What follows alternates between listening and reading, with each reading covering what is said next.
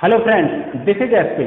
Welcome to the command. We are present here with another session that is intelligence. Friends, CDP special की इस class में आज जो हम करने वाले हैं वो रहेगा इंटेलिजेंस अर्थात बुद्धि। तो आज हम करने वाले हैं यानी कि इंटेलिजेंस, जो कि बहुत बहुत इंपॉर्टेंट है, यानी वेरी इंपॉर्टेंट क्लास है। CDP child development and pedagogy की बात करें, मनोविज्ञान की जब भी हम बात करें तो उसमें इंटेलिजेंस, कॉन्सेप्ट ऑफ इंटेलिजेंस यानी कि बुद्धि का संप्रत्य जो है बहुत इंपॉर्टेंट है। इससे 2 से 3 क्वेश्चन पूछे जाते हैं। क्यों? क्योंकि सबसे पहले इंटेलिजेंस से क्वेश्चन पूछे जाते हैं इसके कॉन्सेप्ट से। ठीक, पेडागोजी की बात करें तब भी इससे क्वेश्चन पूछे जाते हैं। और हम बात करें इंटेलिजेंस टेस्ट, कुछ बुद्धि परीक्षण हैं, कई प्रकार के बुद्धि परीक्षण हैं, उनसे भी क्वेश्चन पूछे जाते हैं। तो फ्रेंड्स, इस इंपोर्टेंट सेशन को आइए शुरू करते हैं, यानी कॉन्सेप्ट ऑफ इंटेलिजेंस। इसके नेक्स्ट जो पार्ट रहेगा उसमें हम इंटेलिजेंस टेस्ट, जो इंपोर्टेंट बुद्धि के परीक्षण हैं उनको कर लेंगे। लेकिन यहाँ पे देखते हैं सबसे पहले इंटेलिजेंस। ठीक है, यदि कॉन्सेप्ट ऑफ इंटेलिजेंस यानी बुद्धि के इस सेशन को आपको बेहतरीन तरीके से समझना है तो वीडियो को लास्ट तक जरूर से देखें। ठीक है, और कोई भी क्वेरी यदि रहती है तो हमें कमेंट में सेंड कर सकते हैं। क्लियर? तो आइए देखते हैं इंटेलिजेंस। फ्रेंड्स, इंटेलिजेंस की जब भी हम बात करें तो इंटेलिवेयर एंड इंटेलिजेंसिया यानी कि इंटेलिजेंसिया या इंटेलिडेयर, इस शब्द से इंटेलिजेंस बना है, जिसका मतलब होता है टू अंडरस्टैंड,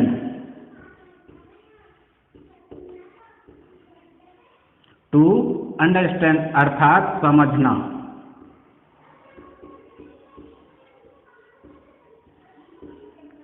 फ्रेंड्स, यहाँ पर एक चीज बिल्कुल क्लियर हो जाती है कि टू अंडरस्टैंड इंटेलिजेंसिया या फिर इंटेलिजेंस का सीधा सीधा मतलब हो गया टू अंडरस्टैंड। जब भी समझने की बात आए, ठीक, किसी चीज को समझने की बात आए तो उसका सीधा सीधा मतलब हमारे संज्ञान से होता है। संज्ञान मतलब हमारे ज्ञान से होता है, ज्ञान मतलब हमारे कॉग्निशन से होता है। किसी भी चीज को जब हम समझने की कोशिश करेंगे तो एक मेंटल एबिलिटी, हमारी एक मानसिक लेवल है, एक मानसिक एस्पेक्ट है जिसके जरिए हम समझ पाते हैं, जैसे हम संज्ञान या फिर ज्ञान कहते हैं। क्लियर? ठीक है, तो समझने का मतलब हुआ सीधा सीधा। अब बिल्कुल इजीली कह सकते हैं हम कि इंटेलिजेंस यानी बुद्धि का सीधा सीधा संबंध ज्ञान से है, यानी कि ज्ञान से। ठीक, हमने बात की, हम पहले भी बता चुके हैं, जब भी हम चाइल्ड डेवलपमेंट यानी कि बाल मनोविज्ञान को पढ़ते हैं आज 21st सेंचुरी में, ठीक, तो हम व्यवहार का अध्ययन करते हैं। ठीक है, यानी child development is the study of behaviour या साइंस ऑफ बिहेवियर। किसी भी बच्चे, किसी भी व्यक्ति या ह्यूमन बीइंग की एक्टिविटी, उसके व्यवहार का अध्ययन ही तो मनोविज्ञान है। ठीक है, तो जब हम उसके व्यवहार को समझने की कोशिश करेंगे तो मतलब अंडरस्टैंड करने की कोशिश करेंगे तो हमें ज्ञान, संज्ञान, एक मेंटल एबिलिटी है, उसकी जरूरत पड़ेगी। उसी को हम बुद्धि कहते हैं। सीधा सीधा संबंध इंटेलिजेंस का, सीधा सीधा संबंध या बुद्धि का सीधा सीधा संबंध मानव के ज्ञान से है। तो ठीक है, अब बुद्धि क्या है, इसके कॉन्सेप्ट को और क्लियर करने के लिए हम यहाँ पे और कुछ चीजें डिस्कस करेंगे। ठीक है, तो किसी भी बच्चे या किसी भी व्यक्ति के व्यवहारिक ज्ञान,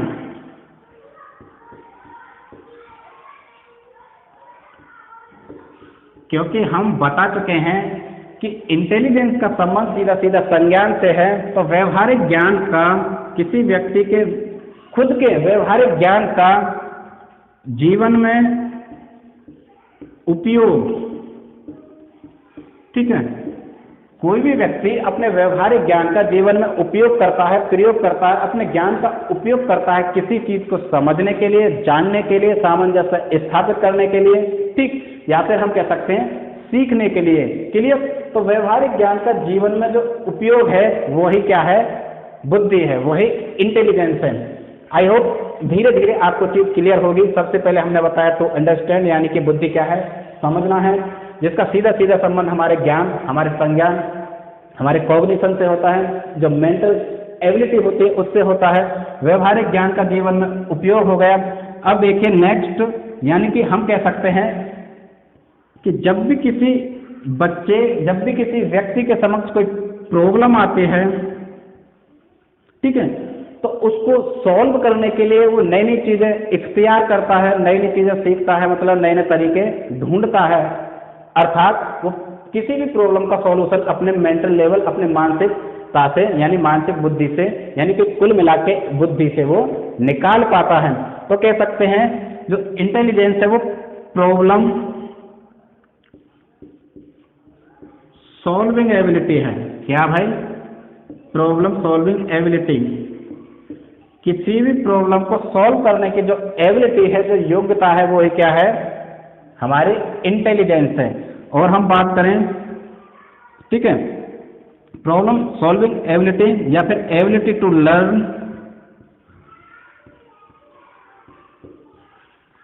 एबिलिटी टू लर्न, बहुत इजी वे में कह सकते हैं कि सीखने की योग्यता ही क्या है? बुद्धि है। क्या? सीखने की योग्यता। किसी चीजों को सबसे पहले जब बच्चे का जन्म होता है, जन्म के बाद वो धीरे धीरे चीजें, यानी इन्फेंसी एज की बात करें, शैशव अवस्था की, वो अनुकरण द्वारा सीखता है बच्चों को, एक दूसरे अपने एल्डर्स, अपने बड़ों को देखकर। तो कुल मिला के सीखने की जो योग्यता है वो है क्या है? बुद्धि है। ठीक, हमने 3 चीजें अभी डिस्कस कर चुके। टू अंडरस्टैंड, सबसे पहले समझना, समझना ही बुद्धि है। किसी चीज को समझना बुद्धि है। समझने का सीधा सीधा मतलब संज्ञान से होता है। संज्ञान मतलब जो माइंड है उससे होता है, मस्तिष्क से होता है। ठीक है, व्यवहारिक ज्ञान का जीवन में उपयोग ही बुद्धि है, या फिर प्रॉब्लम सॉल्विंग एबिलिटी है, या फिर एबिलिटी टू लर्न। ठीक है, सीखने की योग्यता बुद्धि है, इस तरह से कहा जा सकता है। अब हम कह सकते हैं, यानी कि जो हमारी थिंकिंग है, एब्स्ट्रैक्ट थिंकिंग,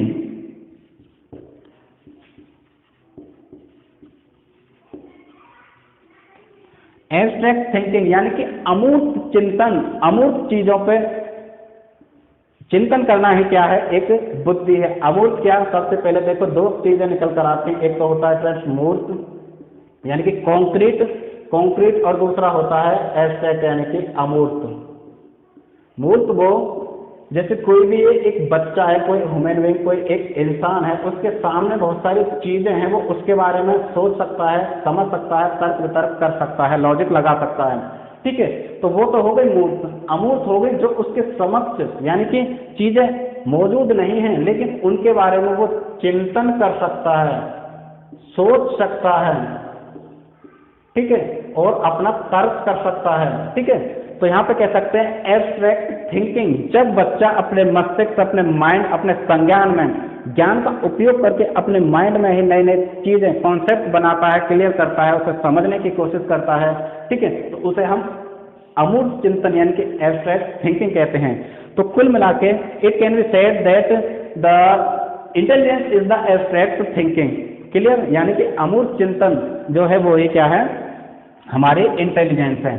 तो फ्रेंड्स, आई होप यहाँ से बिल्कुल क्लियर हो पा रहा होगा कि इंटेलिजेंस क्या है। ठीक, तो इंटेलिजेंस का सीधा सीधा संबंध व्यवहारिक ज्ञान से है, यानी कि ज्ञान से है।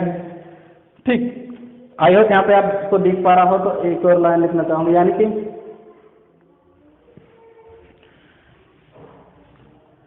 और कह सकते हैं हम समायोजन, समायोजन की योग्यता, समायोजन की क्षमता। ये समायोजन वातावरण के साथ हो सकता है, सोसाइटी के साथ हो सकता है, कल्चर के साथ हो सकता है, लैंग्वेज के साथ हो सकता है, और अन्य कई चीजों के साथ हो सकता है। तो फ्रेंड्स, यानी कि अपने वातावरण, जब भी बच्चे का जन्म होता है वो नए माहौल, वातावरण में प्रवेश करता है, धीरे धीरे वो चीजें सीखता है। उसके बाद वो नए माहौल यानी स्कूल में जाता है, फिर ऑफिस वगैरह में जाता है, या कहीं दूसरे शहर प्रदेश वगैरह में जाता है। तो वहाँ की संस्कृति, वहाँ का माहौल, वहाँ का एटमोसफेयर, सबके साथ वो एडोप्टेशन करता है, यानी कि समायोजन करता है। एक बैलेंस, एक क्या फ्रेंड्स, एक संतुलन बनाता है। तो कुल मिलाकर संतुलन करने की एक क्षमता, एक योग्यता, या समायोजन करने की जो एक योग्यता है वो ही क्या है? इंटेलिजेंस यानी कि बुद्धि है। तो फ्रेंड्स, ये बुद्धि का कॉन्सेप्ट बिल्कुल क्लियर होगा, आई होप। अब हम बात करते हैं, सबसे पहले किसने बुद्धि के बारे में बात की? ठीक, बुद्धि के बारे में सबसे पहले किसने बात की? तो यहाँ से आपको चीजें क्लियर हुई होंगी। एक ठीक है, यानी समायोजन की क्षमता हो गई, और बहुत सारी चीजें हैं। कुल मिला के जिस भी चीज का संबंध, ठीक है, संज्ञान से हो, मेंटल लेवल से हो, मतलब मानसिकता से हो, ठीक, तो जहां पे व्यवहारिक ज्ञान या समझ का प्रयोग हो, वो सभी क्या है? हमारी इंटेलिजेंस यानी कि बुद्धि है। बुद्धि कुल मिला के हमारी एक मेंटल एस्पेक्ट है, क्योंकि संज्ञान का सीधा सीधा संबंध दिमाग से, मस्तिष्क से ही तो है, क्योंकि दिमाग कहाँ से आता है भाई? संज्ञान हमारा। तो कुल मिलाकर चीजों को समझना, तर्क बिठाना, लॉजिक करना, सोचना, समझना, ठीक है, समायोजन करना, सामंजस्य स्थापित करना, बैलेंस करना, ये सभी क्या है भाई? इंटेलिजेंस। ठीक, और बहुत सारी चीजें हो सकती हैं, उसे आप देख सकते हैं। ठीक, तो ये रही एक बात। अब हम बात करते हैं नेक्स्ट। आई होप आपको भी समझ आया होगा, क्लियर हुआ होगा। अब हम बात करेंगे कि सबसे पहले किसने काम किया इंटेलिजेंस यानी कि बुद्धि पर। बुद्धि पर किसने सबसे पहले काम किया? तो फ्रेंड्स हम बात करते हैं यहाँ पे सर फ्रांसिस गाल्टन। सन फ्रांसिस गाल्टन का आपने नाम सुना होगा, ठीक है। जो गाल्टन महोदय हैं, उनकी एक बुक आई थी,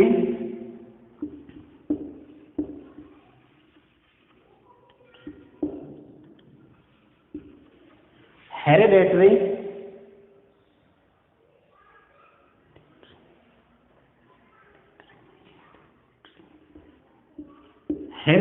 जीनियस। ठीक, कौन सी बुक? Hereditary genius. ठीक, किसकी? सर फ्रांसिस गाल्टन महोदय की एक बुक आई हेरिडेटरी जीनियस। इसमें इन्होंने सबसे ज्यादा इंपोर्टेंस क्या दी थी? यानी कि हेरिडिटी को इंपोर्टेंस दी कि बुद्धि का सीधा सीधा संबंध, किसी भी व्यक्ति की बुद्धि का सीधा सीधा जो संबंध है उसकी हेरिडिटी से होता है, उसकी आनुवंशिकता से होता है। कुल मिला के किसी बच्चे में उसके पेरेंट्स के जीन द्वारा जो आए गुण हैं वो बुद्धि निर्धारित करते हैं। तो सीधा सीधा संबंध इन्होंने सबसे ज्यादा, यानी कि मेंटल एज में या फिर मेंटल यानी कि बुद्धि में, इंटेलिजेंस में सबसे ज्यादा जो इम्पोर्टेंट है, यानी कि बहुत ज्यादा महत्वपूर्ण माना इन्होंने हेरिडिटी यानी आनुवंशिकता को। किसने? सर फ्रांसिस गाल्टन ने। सबसे पहले इन्होंने ही काम किया बुद्धि पर, और बुद्धि का सीधा सीधा संबंध हेरिडिटी से माना। तो इनकी बुक के बारे में पूछा जाता है कि सर फ्रांसिस गाल्टन की कौन सी बुक है? तो हेरिडेटरी जीनियस। क्लियर? तो सबसे पहले इन्होंने काम किया यानी कि बुद्धि पर।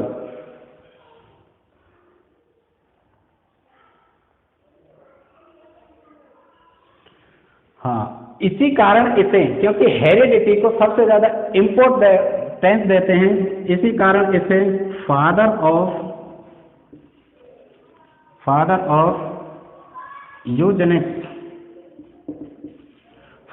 यूजेनिक्स कहा जाता है सर फ्रांसिस गाल्टन को। ठीक है, इस चीज को बाद में किसी और चैप्टर में क्लियर कर लेंगे। तो father of Eugenix very very important, ये क्वेश्चन पूछा भी गया है कि who is the father of Eugenix. तो यूजेनिक्स के पिता सर फ्रांसिस गाल्टन को कहा जाता है। इन्होंने बुद्धि की बात की, हेरिडिटी को इंपॉर्टेंट माना, इनकी बुक हेरिडिटरी जीनियस हो गई। क्लियर? तो ये एक इंपॉर्टेंट चीज थी। अब हम बात कर लेते हैं नेक्स्ट, इंटेलिजेंस टेस्ट। ठीक है, धीरे धीरे समय बीतता गया, बुद्धि की बात होती गई, इंटेलिजेंस के कॉन्सेप्ट निकल कर आए और बहुत सारी डेफिनेशन निकल कर आई। फ्रेंड्स, डेफिनेशन हम यहाँ पे क्लियर नहीं करा पाएंगे, क्योंकि जब भी हम सीटेट की बात करें तो उसमें पेडागोजी आता है 50% और 50% यानी थ्योरेटिकल। तो यहाँ पे डेफिनेशन सीटेट में कभी नहीं पूछी गई है, इसलिए हम यहाँ पे डिस्कस नहीं करेंगे। जब भी यूपी टेट या और अदर किसी टेट की बात आएगी तब हम डेफिनेशन क्लियर कर लेंगे, क्योंकि सी टेट में डेफिनेशन नहीं पूछी जाती, इसलिए हम डेफिनेशन नहीं करेंगे। ठीक, तो इंटेलिजेंस की डेफिनेशन कर लेते हैं तो बहुत सारी चीजें और ज़्यादा क्लियर होती हैं। लेकिन जो मैंने यहाँ पे कंक्लूजन निकाला, एक्सप्लेनेशन निकाला, जो कॉन्सेप्ट क्लियर करने की कोशिश की, बहुत हद तक वो सारी चीज़ें डेफिनेशन से ली गई थी। ठीक, अब हम बात करते हैं यहाँ पे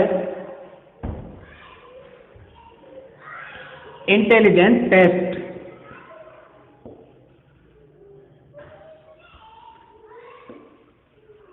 इंटेलिजेंस टेस्ट, क्योंकि बुद्धि की बात हो गई, धीरे धीरे बुद्धि का प्रयोग होने लगा, यानी कि मानव के जो ज्ञान है उसके व्यवहार का जीवन में प्रयोग होने लगा, उसका अध्ययन किया जाने लगा। इसके साथ साथ फिर इंटेलिजेंस टेस्ट आए कि किस तरह से किसी भी व्यक्ति की बुद्धि इंटेलिजेंस को मापा जा सकता है, यानी कि उसको मेजर किया जा सकता है। ठीक है, उसका मापन हो सकता है। ठीक, उसके लिए इंटेलिजेंस टेस्ट आए, बुद्धि परीक्षण। बुद्धि परीक्षण की यदि हम बात करें तो सबसे पहले फ्रेंड्स, यानी कि कॉन्सेप्ट, जो इंटेलिजेंस टेस्ट है उसके कॉन्सेप्ट की बात करें तो सबसे पहले जो कॉन्सेप्ट दिया बुद्धि परीक्षण का, बुद्धि परीक्षण का जो कॉन्सेप्ट दिया सबसे पहले वो 1905 यानी कि 1905 में दिया। 1905 में दिया वो बिने। ठीक, किसने? बिने। अब आप कहोगे कि दोनों का नाम एक साथ आता है, बिने एंड साइमन। तो फ्रेंड्स, बिने एंड साइमन एक नाम नहीं है, साइमन इनके सहयोगी थे जो इनके साथ काम करते थे। कुल मिला के कह सकते हैं यदि दोनों के नाम एक साथ आते हैं तब भी क्लियर है, लेकिन बिने 1905 में सबसे पहले, यानी कि बुद्धि परीक्षण, मानव की बुद्धि का परीक्षण भी किया जा सकता है, सबसे पहले इन्होंने 1905 में बात की। ठीक है, क्योंकि इंटेलिजेंस टेस्ट का निर्माण किया, एक कॉन्सेप्ट दिया, क्योंकि इंटेलिजेंस टेस्ट यदि बना दिए जाएं तो मानव की बुद्धि का मापन किया जा सकता है। मतलब कि किस व्यक्ति में कितनी बुद्धि है, मतलब उसका मेंटल लेवल कितना है। ठीक, तो ये रही एक बात 1905। 1905 के बाद यदि हम बात करें तो इनका सहयोग इनके सहयोगी साइमन ने किया। ठीक, इसके बाद कॉन्सेप्ट देने के बाद सबसे पहला जो बुद्धि परीक्षण है, फर्स्ट इंटेलिजेंस टेस्ट, यानी कि पहला बुद्धि परीक्षण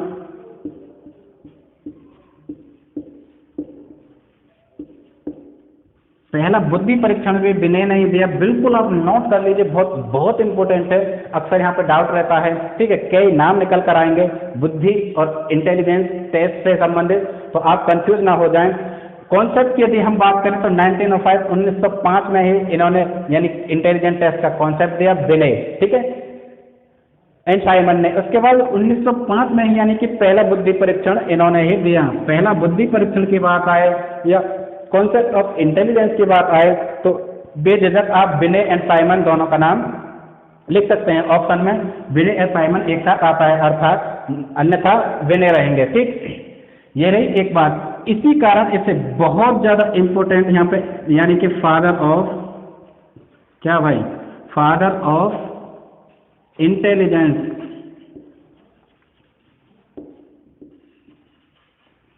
फादर ऑफ इंटेलिजेंस टेस्ट कहा जाता है, यानी कि बुद्धि परीक्षण के पिता। किसको? बुद्धि परीक्षण के पिता किसे कहा जाता है फ्रेंड्स? जिन्होंने पहला बुद्धि परीक्षण बनाया, बुद्धि का कॉन्सेप्ट इन्होंने दिया बुद्धि परीक्षण का, और बुद्धि परीक्षण का पहला टेस्ट इन्हीं ने बनाया। तो बिल्कुल आप नोट कर लीजिए, यानी कि कॉन्सेप्ट की बात करें तो बिने एंड साइमन ने पहला बुद्धि परीक्षण इन्होंने बनाया, इसीलिए इनको फादर ऑफ इंटेलिजेंस टेस्ट यानी कि बुद्धि परीक्षण का पिता कहा जाता है। एक और चीज यहाँ पे, यानी कि इसके साथ साथ इन्होंने ही इसके साथ साथ मेंटल एज का एक कॉन्सेप्ट दिया। किसका? Mental as. मेंटल एज मतलब मानसिक आयु।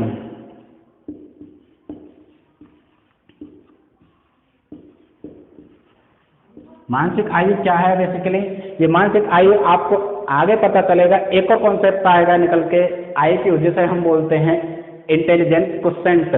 ठीक है, यानी कि बुद्धि लब्धि, उसमें इसका ये कॉन्सेप्ट आएगा। तो मेंटल एज की जब भी हम बात करें तो मेंटल एज भी बिने ने ही दिया। ठीक है, तो दो कॉन्सेप्ट इन्होंने दिए, बुद्धि यानी बुद्धि टेस्ट, बुद्धि टेस्ट का निर्माण इन्होंने किया, एंड इसके साथ साथ मेंटल एज। क्लियर? तो मेंटल एज और पहला बुद्धि परीक्षण बिने एंड साइमन।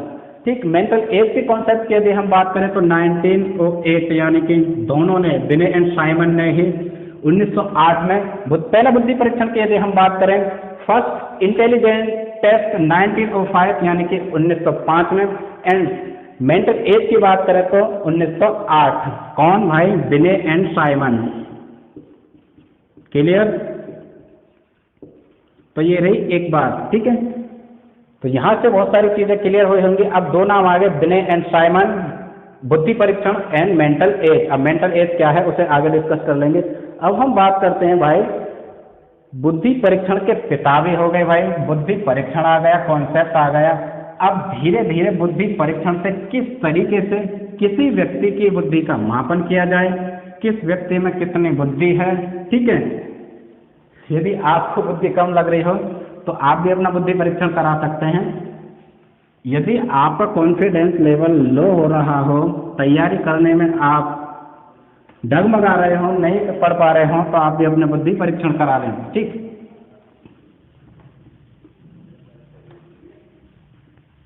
अब हम नेक्स्ट बात करेंगे, जो बुद्धि परीक्षण है उसे रिवाइज किया गया आगे चलकर 1905 यानी 1905 की बात है, बुद्धि परीक्षण आ गया। पहला बुद्धि परीक्षण फादर ऑफ इंटेलिजेंट टेस्ट बिने एंड साइमन, यानी कि बिने को बोले जाने लगा। मेंटल एज 1908 यानी कि 1908 में इन्होंने दे दी। क्लियर? अब हम बात करते हैं नेक्स्ट, जो रिवाइज हुआ। रिवाइज मतलब जो बुद्धि परीक्षण है उसको रिवाइज किया गया 1908 यानी कि 2008 में, सॉरी 1908 में इसको रिवाइज किया गया। तभी से यहाँ पे मेंटल एज का कॉन्सेप्ट निकल कर आया, ठीक है, यानी मानसिक आयु का। इसके बाद यदि हम बात करें, इसके बाद 1912 यानी 1912 में भी किया गया। इसके बाद 1916 में, तो सॉरी 1905 में तो पहला बुद्धि परीक्षण आया, बिने साइमन ने बनाया। उसके बाद 1908 में इन्होंने इसे रिवाइज किया दोबारा से, तब मेंटल एज यानी मानसिक आयु का कॉन्सेप्ट निकाला। 1912 में दोबारा रिवाइज किया गया और 1916 में, ठीक है। 1912 की यदि हम बात करें फ्रेंड्स, बिल्कुल मैं पहले बता रहा था कि कुछ एक दो नेम निकल कर आएंगे नए नए, तो आप बिल्कुल डाउट में ना रहें, बिल्कुल आप इसे डिसमिस ना कर लें, कंफ्यूज ना हो जाए। 1912 की यदि हम बात करें तो 1912 का संबंध सीधा सीधा स्टर्न से है। स्टर्न महोदय ने क्या किया उस बारे में बताएंगे। 1916 की यदि हम बात करें, 1916 की यदि हम बात करें तो सीधा सीधा संबंध है टर्मन, ठीक है। इंग्लिश में टर्मन बोलते हैं, टर्मैन हिंदी में बात करें तो नाम एक ही है, स्टर्न और टर्मन। कुल मिला के इन्होंने इसको रिवाइज किया, इसमें संशोधन किया, ठीक है। विलियम स्टर्न की यदि हम बात करें, ठीक, इसमें यानी कि जो इंटेलिजेंस टेस्ट है उसमें संशोधन करने के बाद, यानी कि विलियम स्टर्न ने 1912 में एक कॉन्सेप्ट दिया, बिल्कुल एक नया कॉन्सेप्ट दिया इंटेलिजेंस टेस्ट से हटके, जिसे हम बोलते हैं IQ। Clear? Very very important IQ। IQ basically क्या है, जिसे हम बोलते हैं इंटेलिजेंट क्वोशिएंट। इंटेलिजेंट क्वोशिएंट,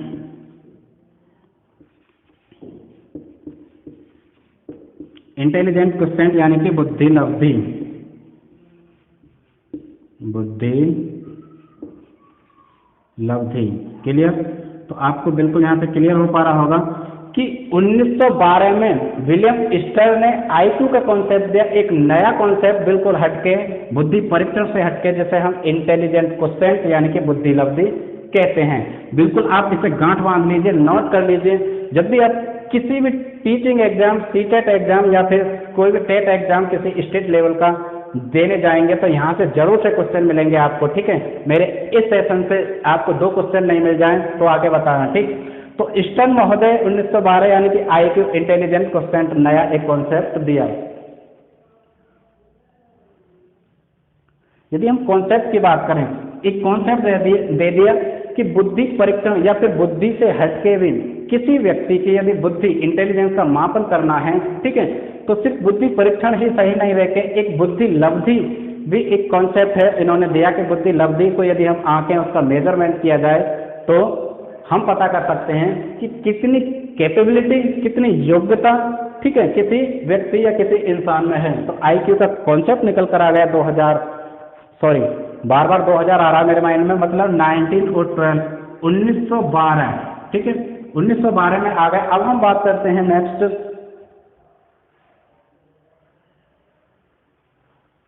ठीक, कॉन्सेप्ट निकल कर आ गया। अब बुद्धि लब्धि यानी कि आईक्यू, आज हम देखते हैं, बुक आप पढ़ते हैं तो आईक्यू को निकालने का एक फॉर्मूला है, सीधा सीधा सूत्र है। सूत्र किसने दिया, बिल्कुल आप निश्चिंत हो जाइए, ठीक है। दोबारा से देखिए, स्टर्न होते हैं, विलियम स्टर्न ने इंटेलिजेंट क्वेश्चन का सिर्फ कॉन्सेप्ट दिया। क्या दिया भाई, सिर्फ कॉन्सेप्ट, एक संप्रदाय दिया कि आईक्यू भी कुछ होता है, ठीक है। सूत्र की यदि हम बात करें तो यानी आईक्यू बुद्धि लब्धि का जो सूत्र है वो दिया, यानी कि टर्मन ने, किसने, टर्मन महोदय ने, ठीक, बिल्कुल नोट कर लीजिए।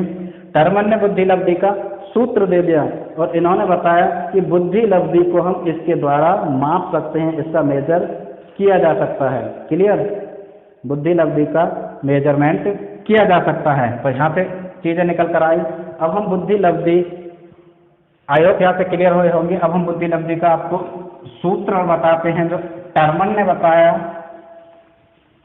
उसके बाद इस सेशन को यहीं पर वाइंड अप करेंगे, ठीक, क्योंकि ज़्यादा बड़ा होता जा रहा है, लंबा होता जा रहा है। आगे नेक्स्ट सेशन में ये जो छूट जाएगा उसे डिस्कस करेंगे, ठीक। तो हमने बात की 1912 में कॉन्सेप्ट आ गया भाई, ठीक है, किसका कॉन्सेप्ट, आईक्यू। आईक्यू का कॉन्सेप्ट 1912 में आ गया, जो कि दिया विलियम स्टर्न ने, ठीक। इसके साथ आईक्यू का निकालने का फॉर्मूला जो दिया 1916 में, ठीक है, जिसे हम कहते हैं भाई सूत्र, यानी कि फॉर्मूला आईक्यू का। क्या, आईक्यू निकालने का, मेजर करने का फॉर्मूला। अब आईक्यू का फॉर्मूला क्या है, बहुत इंपॉर्टेंट है, उसे लिख लीजिए, यानी कि आईक्यू इंटेलिजेंस क्वोशिएंट बराबर MA/CA मल्टीप्लाई 100, ठीक है। तो आईक्यू की बात करें हम यहाँ पे तो इंटेलिजेंस क्वोशिएंट यानी कि बुद्धि लब्धि, MA की बात करें यहाँ पे तो फ्रेंड्स MA यानी कि मेंटल एज, मानसिक आयु, अभी हमने बात की जो विनय ने मेंटल एज यानी ये कॉन्सेप्ट दिया, ठीक। मानसिक आयु नीचे यदि हम बात करें अपॉन में तो CA मतलब होता है क्रोनोलॉजिकल एज,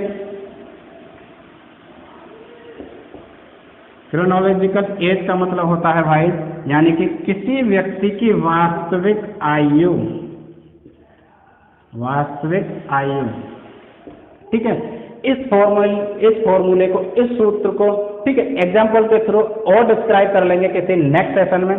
तो टर्मन महोदय ने आईक्यू का फॉर्मूला दिया, क्लियर, जिसमें मेंटल एज बहुत इंपॉर्टेंट है, किसी भी व्यक्ति की मानसिक आयु जो कॉन्सेप्ट दे रखा था विनय ने। इसके बाद क्रोनोलॉजिकल एज यानी कि वास्तविक आयु, किसी भी व्यक्ति की, समझ लीजिए, चलो यहीं पर करा देते हैं, किसी भी व्यक्ति का बुद्धि लब्धांक यानी कि इंटेलिजेंट क्वोशिएंट निकालना है तो उसके लिए उसकी मेंटल एज, ठीक है, मेंटल एज के साथ साथ उसकी वास्तविक आयु इस फॉर्मूले में रख देते हैं तो उसका बुद्धि लब्धि निकल कर आ जाता है। क्लियर, तो यहाँ से चीजें क्लियर हुए होंगी, ठीक है। तो ये रहा इम्पोर्टेंट सेशन। इस सेशन को यहीं पर हम अब वाइंड अप करेंगे क्योंकि थोड़ा लेंथी जा रहा है, ठीक है। इस सेशन से रिलेटेड यदि कोई भी क्वेरी हो, कोई भी आपके शंका रह जाते हैं तो उसे कमेंट में आप बता सकते हैं, क्योंकि नेक्स्ट पार्ट में इसको हम और क्लियर कर लेंगे। आई होप यहाँ से आपको क्लियर हुआ होगा। मैं एस से आपसे विदा लेता हूँ। नमस्कार।